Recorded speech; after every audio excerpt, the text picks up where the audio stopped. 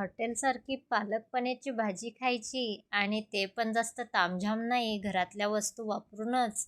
चला तर मग हा व्हिडिओ नक्कीच तुमच्यासाठी शेवटपर्यंत बघा. एकच नंबर, असली जबरदस्त लागते ना ही पालक पनीरची भाजी, तोंडातच राहून जाते आणि घरातले सर्व आपलं कौतुकच करतात, वाह करतात. चला मग, इथे आता गॅसवर कढाई ठेवली होती, त्यात पाणी तापवत आपण ठेवलेलं होतं. पालक घेतली मी, छान धुवून घेतली, तिला निवडून पण घेतली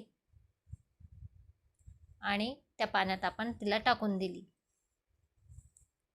ती छान आता थोडी शिजत आली, तोवर आपण तिला काढून घेणार.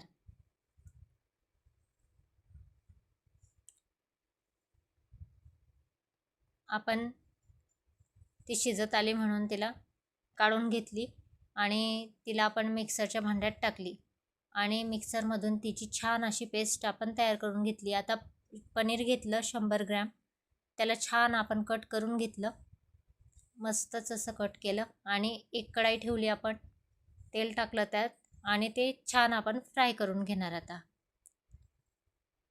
मस्त असे लालसर झाले की काढून घ्यायचे ते. त्याने भाजीला एकदम छान चव पण येते, मस्तच लागतात ते. आता एक एक करून आपण सर्व जे पनीरचे तुकडे आहेत ते आपण छान फ्राय करून घेतले. आता आपण मसाला काढण्यासाठी कांदा टमाटा हा छान कापून घेतलेला आहे. तेल टाकलं, आता आपण हिंग टाकलं, तेजपत्ता टाकला आणि जो आपण कांदा कापून घेतलेला होता बारीक तो टाकला. आपण आलं लसूण पेस्ट टाकली आणि टमाटा टाकला, छान परतवून घेतलं. त्यानंतर हळद, धनेपूड, पालक पनीर मसाला घेतला, चटणी घेतली सोयीनुसार, ती टाकली, छान परतवून घेतलं आणि जी पेस्ट आपण काढून घेतलेली होती पालकची, ती पेस्ट आपण टाकून दिली आणि जे आपले पनीरचे तुकडे आहेत फ्राय केलेले ते आपण टाकून दिले. मस्तच अशी आपली भाजी ही शिजत आलेली आहे, तोवर आपण त्यात चवीनुसार मीठ घालणार आणि वरून छान अशी कोथिंबीर आपण घालणार. एकच नंबर, घरात मस्तच असा सुगंध पसरलेला आहे पालक पनीरच्या भाजीचा.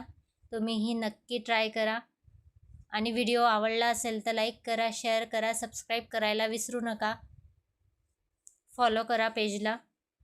एकच नंबर, काय जबरदस्त भाजी झाली.